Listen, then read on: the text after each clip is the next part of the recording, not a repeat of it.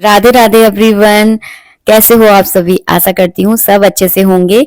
आज के वीडियो में आप सबके साथ में शेयर करने वाली हूँ दशा माता की पूजा कैसे की जाती है और ये पूजा क्यों की जाती है। तो अगर आपकी कोई विशेष मनोकामना है तो उस मनोकामना आप चाहते हैं अगर पूरी हो जाए तो उस मनोकामना के लिए जो है ना दशा माता की पूजा करना शुरू किया जाता है। पूरा सब कुछ विस्तार से बताऊंगी कि कैसे क्या आपको करना है और आप इस पूजा को घर में सरल तरीके से कर सकते हैं। तो होली के 10वें दिन दशा माता की पूजा की जाती है। इस बार 13 और 14 को दशमी पड़ रही है, तो आप 13 को करना है या 14 को करना है, मैं आपको आगे बता दूंगी। ये देखिए, ये है पूजा की थाली। एक लोटा जल लिया है, कुमकुम, हल्दी, 10 आपको कलदार लेने हैं। गेहूं इसमें जरूर लिए जाते हैं, गेहूं लेना अनिवार्य होता है। चावल का इसमें यूज नहीं किया जाता, क्योंकि कहते हैं इसमें 2 अनाज यूज नहीं करने होते, केवल एक ही अनाज यूज करना होता है। तो मैंने यहाँ पे गेहूं का यूज किया है। इसके बाद मैंने एक पटा लिया है। पटे को जो है ना मैं थोड़ा सा लीप लूंगी। अगर आपके पास गाय का गोबर है तो आप गोबर से लीप लीजिए, नहीं तो आप हल्दी से इस तरह से हाथ फेर लीजिए, क्योंकि जब भी कभी आप पूजा पाठ करें ना तो हल्दी बहुत शुभ मानी जाती है। हल्दी से अगर आप हाथ फेर लेते हो तो वो जगह जो है ना शुद्ध हो जाती है, क्योंकि कई बार होता है बच्चे इस पर गलती से बैठ जाते हैं, हम भी बैठ जाते हैं, नहीं रहता ध्यान। तो अगर हल्दी का अगर हाथ फेर लोगे ना तो जगह जो है ना शुभ हो जाती है। इसके बाद हम यहाँ पे स्वास्तिक बनाएंगे और स्वास्तिक के ऊपर जो है ना हम गणेश जी की पूजा करेंगे। कोई भी पूजा पाठ हो, गणेश जी की पूजा करना अनिवार्य है। तो स्वास्तिक के ऊपर हम यहाँ पर गणेश जी स्थापित करेंगे। अगर आपके पास गणेश जी नहीं है तो सिपाड़ी के गणेश जी बना सकते हैं, मिट्टी के भी आप गणेश जी बना सकते हैं, लेकिन गणेश जी बनाना अनिवार्य होता है। अगर घर के मंदिर में पहले से गणेश जी विराजमान है तो आप उनकी ही तस्वीर, मूर्ति आपके पास जो भी है तो उनको जो है ना यहाँ पे विराजमान जरूर कीजिएगा। तो मैंने यहाँ पे जो है ना हल्दी से बढ़िया स्वास्तिक बना लिया है। और इस पूजा में हल्दी और कुमकुम का बहुत यूज किया जाता है, तो आपको हल्दी कुमकुम का ही यूज करना है।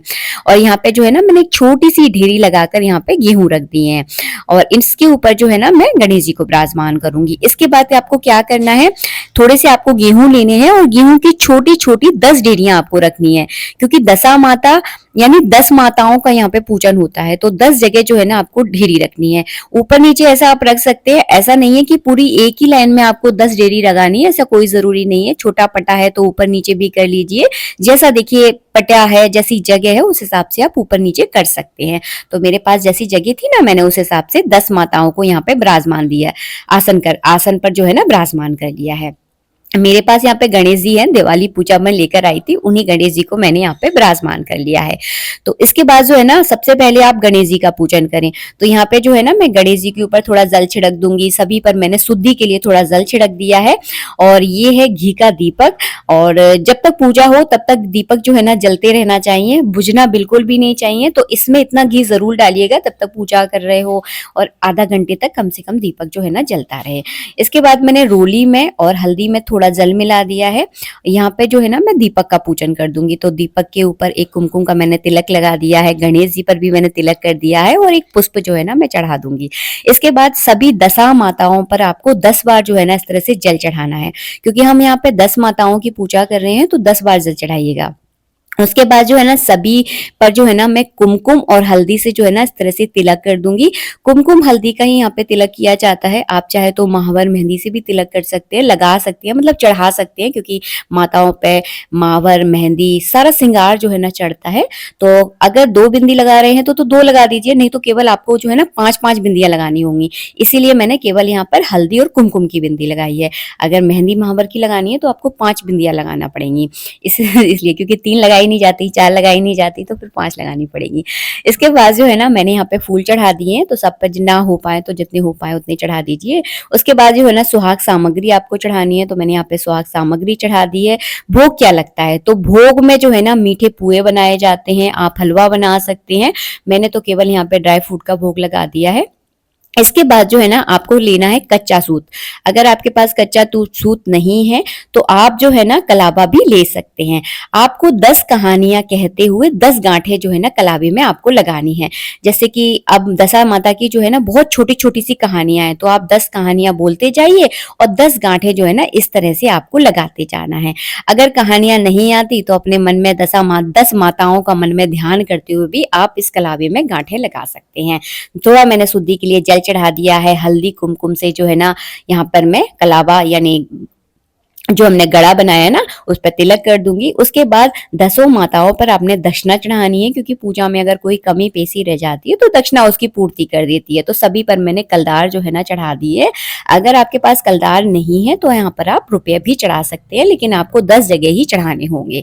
इसके बाद जो है ना हम करेंगे यहाँ पर अब परिक्रमा, क्योंकि दशा माता की 10 परिक्रमा की जाती है। तो ये पूजा मैं आपको यही बताऊंगी कि घर में कर रहे हैं थोड़ा बीचों बीच करें, ताकि आपको परिक्रमा करने में दिक्कत नहीं होगी। अगर आप किनारे से करोगे तो परिक्रमा आप थोड़ा कर नहीं पाओगे, इसीलिए मैंने ये पूजा बीच में की थी। तो इस तरह से आपको 10 आपको गेहूं के दाने लेने हैं और एक एक परिक्रमा पूरी करते हुए आपको एक एक गेहूं जो है ना चढ़ा देने हैं। इस पूजा में 10 चीजों का ही बहुत विशेष महत्व रहता है, इसीलिए 10 गेहूं के दाने लिए जाते हैं, 10 जगह आपको दक्षिणा चढ़ानी होती है। अब मैं आपको बताने वाली हूँ सामान का आपको क्या करना है और चौकी आपको कैसे हटानी है। तो यहाँ पे जो आपने जो भोग वगैरह चढ़ाया है ना, ये भोग आपको सभी में बांटना है। ऐसा नहीं है कि आपको किसी और ने पूजा नहीं की है तो उसको नहीं देना है, ऐसा नहीं है। ये माता का भोग है, आप सब में बांट सकते हैं। जो दक्षिणा हमने चढ़ाई है इसका क्या करना है, तो हम तो ये दक्षिणा जो है ना कुंवारी कन्याओं को दे देते हैं, क्योंकि माता की पूजा में ज्यादातर कुंवारी कन्याओं को ही दान दिया जाता है, इसलिए उनको दे देते हैं। फूल वगैरह हम सब हटा देंगे। इसके बाद में थोड़ा जो है ना विसर्जन का मैं जल छोड़ दूंगी और जो है ना पटे को मैं थोड़ा सा हिला दूंगी। जो कलावा में हम गांठ बांधते हैं, कच्चे सूत में जो हम 10 गांठें बांधते हैं ना, इस कलावे को जो है ना अपने पल्लू के छोर में आप बांध सकते हैं, आप चाहे तो अपने सीधे हाथ में भी बांध सकते हैं। इसके बाद जो गेहूं की जो ढेरी लगी होती है, इनको आपको क्या करना है, अगर आपकी कोई विशेष मनोकामना है तो इसमें से एक ढेरी उठाकर किसी लाल कपड़े में आप बांध ले, और जब आपकी मनोकामना पूरी हो जाए तब जो है ना इस ढेरी को जो है ना इस तरह से दशा रानी की पटे पर विराजमान करके आपको 10 सुहागनों को भोजन कराना होता है, और सेम इस तरह से आपको पूजा करनी होती है। इसे कहते हैं दशा माता का उद्यापन करना।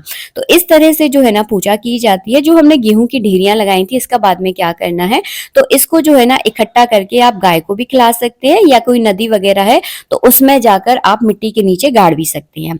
इसके बाद जो है ना पटे पर मैं थोड़ा सा हाथ फेर कर चारों कोनों को, कहते हैं इसको पलटना कहते हैं चौक हमारे, तो चारों कोनों को इस तरह से पलट कर जो है ना चौकी हटा दूंगी। मिलूंगी नेक्स्ट वीडियो में। वीडियो अच्छा लगा हो तो लाइक कीजिएगा। राधे राधे।